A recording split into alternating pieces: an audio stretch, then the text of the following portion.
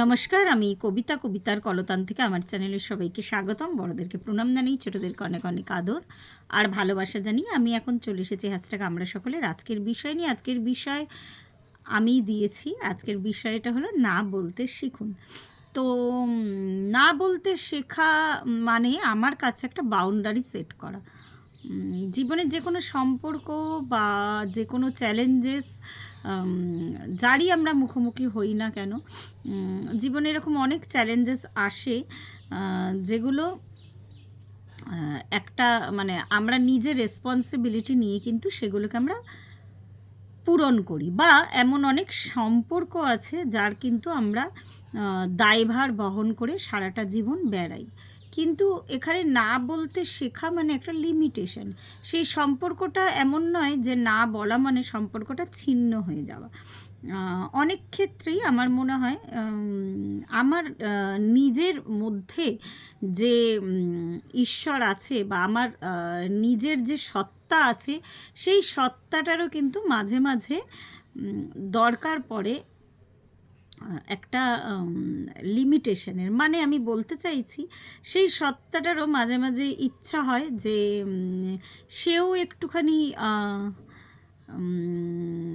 তার যে গণ্ডিটা, সেই গণ্ডিটা স্বাধীন রাখুক আর কি, গণ্ডির মধ্যেকার আমিটাকে স্বাধীন রাখুক, বা সেও একটু, যদি আমি খুব আর কি খোলাখুলি বলি, সে মনে হয় তার একটা টাইমে মনে হয় হয়তো তার যেটা পছন্দের বিষয় সেটা সে করতে তার ভালো লাগে। তো বা সেই তার সাথে বা সেই জিনিসটার সাথে টাইম স্পেন্ড করতে তার ভালো লাগে, বা একটা সম্পর্ক যখন মানে যে কোনো সম্পর্কই তো আমাদের কাছে ভালোবাসার সম্পর্ক।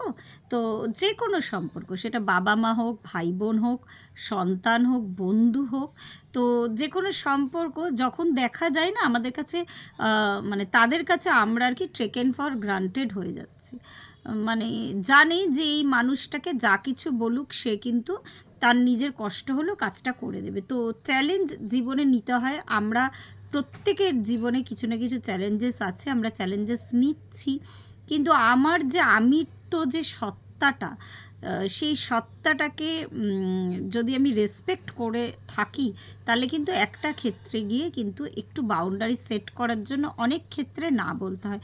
এখানে আমি এক্সাম্পল দিয়ে হয়তো অনেক কথা বলতে পারি। কোনো কথা হয়তো যাবে, কোনো কথা হয়তো যাবে না। যেমন সন্তানের ক্ষেত্রেও আমি বলছি যে কোনো কথা যাবে না, মানে আমি বলতে চাইছি কারোর সাথে হয়তো মতের মিল হবে, কারোর সাথে হয়তো মতের মিল হবে না। যেমন সন্তানের ক্ষেত্রেও হয়তো ও যখন স্কুল লেভেল অবধি পড়াশোনা করতো তখন কিন্তু পুরোটাই ওর খেয়াল রাখা, বা ওর যা যা ডকুমেন্টস লাগবে সেগুলো গুছিয়ে রাখা। আবার একটা টাইমে এখন আমি ওকে একটু ছাড় দিয়ে দিয়েছি। তো ও যখন বলে যে আমাকে ওগুলো খুঁজে দিতে, বা মানে সেদিন মজা করেই বলছে যে কি হলো, তুমি এগুলো তো আগে দায়িত্ব নিতে, এখন কেন নিচ্ছ না? তো এইখানে না বলা মানে যেমন নয় যে আমি সম্পর্কটা ক্যারি করছি না, কিন্তু ব্যাপারটা হলো ভালোবাসার সম্পর্কটা যেমন ছিল তেমনই আছে, কিন্তু ব্যাপারটা হলো যে আমি চাইছি ও কিছুটা রেসপন্সিবিলিটিস নিক। তো এটা আমি সন্তানের উদাহরণ দিয়ে বুঝলাম। তো এক্ষেত্রে আমি না বললে কী হবে, ও নিজের কাজটা নিজে করতে জানবে।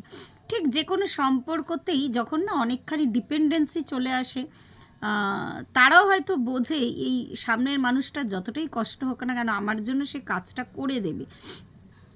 তো সেক্ষেত্রে না বলা, আর স্ট্রিক্টলি না বলা মানে এই নয় যে ভীষণ রুড বিহেভ করে না বলা। না বলার অনেক রকমের ধরন আছে। তোমার আওয়াজটা সফট হলো, তোমার মধ্যেকার সেই দৃঢ়তা যেন প্রকাশ পায়। আর যেটা তুমি না বলছো সেই কাজটা আর কি তোমাকে দিয়ে নেক্সট টাইম করাতে সে কিন্তু যাতে ভাবে, যে মনে হয় যাতে না এই মানুষটা আমার কাছে টেকেন ফর গ্রান্টেড না। এটা ওই যে বললাম আমার ভেতরের আমিটাকে যদি আমি রেসপেক্ট করে থাকি না, তাহলে কিন্তু একটা ক্ষেত্রে গিয়ে না বলতে হয়।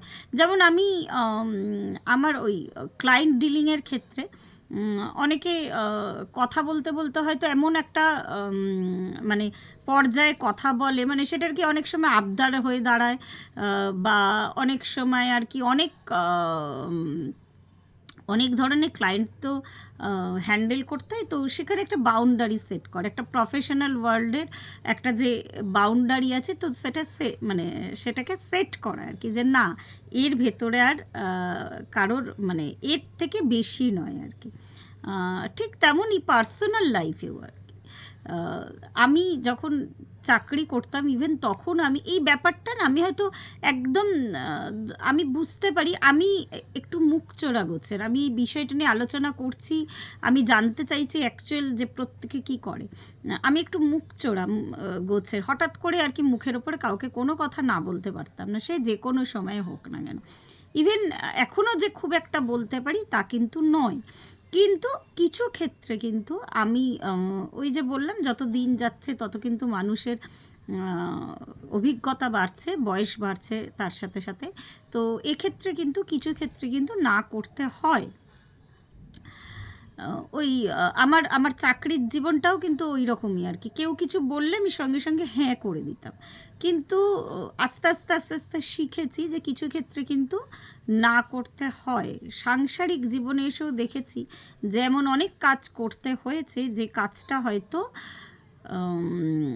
ঠিক কি বলবো আর কি, আমি হয়তো সেই কাজটার সাথে কমফোর্টেবল না, কিন্তু আমি না করিনি, কাজটা তখন শেখার ছিল, আমি শিখেছি হয়তো কাজটা, তার জন্যই হয়তো অনেক সময় না করতাম না আমি।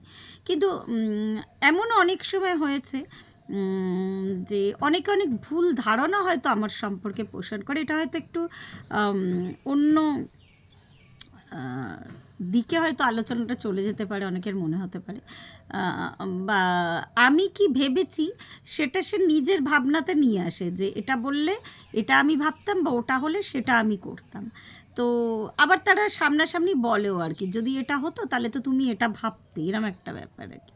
তো সেক্ষেত্রে এখন আমি মুখচোরা, আমি এটা মনে করি যে একটা মানুষ আমার সম্পর্কে এখন যাই ভাবুক না কেন, প্রথম কথা হচ্ছে আমার কাজটা যদি, আমার ফোকাসটা যদি সঠিক থাকে, তো আমি কিছু এখন ভাবি না।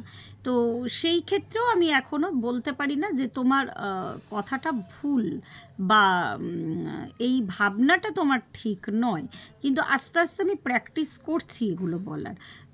আমি যে বললাম শুধু সাংসারিক লাইফে নয়, বাইরের জীবনে চলতে গেলেও কিন্তু এই ব্যাপারগুলোকে নিয়ে চলতে হবে। এই কথাটা যে এই যে আমি আজকে সাবজেক্টটা দিয়েছি, এটা আমার একটা ট্রেনিং হচ্ছে, আমি নিজের ট্রেনিংয়ের জন্য আজকে এই বিষয়টা আমি দিয়েছি। আমি সত্যিই পারি না, অনেক হয়তো এরকম ইনিয়ে বিনিয়ে অনেক কথা হয়তো বলে যায়, কিন্তু আমি না তখন চুপ করে আমি শুনে নিই। আমার এমনি খুব যে একটা কারোর মুখের ওপর কথা বলে, এটা আমার ছোটোবেলা থেকে একটা গাছাড়া ভাব আর কি। গাছাড়া ভাব মানে যে আমার সম্পর্কে যে ভুল ধারণা নিয়ে সে বেঁচে আছে তাকে আমি বাঁচতে দিই।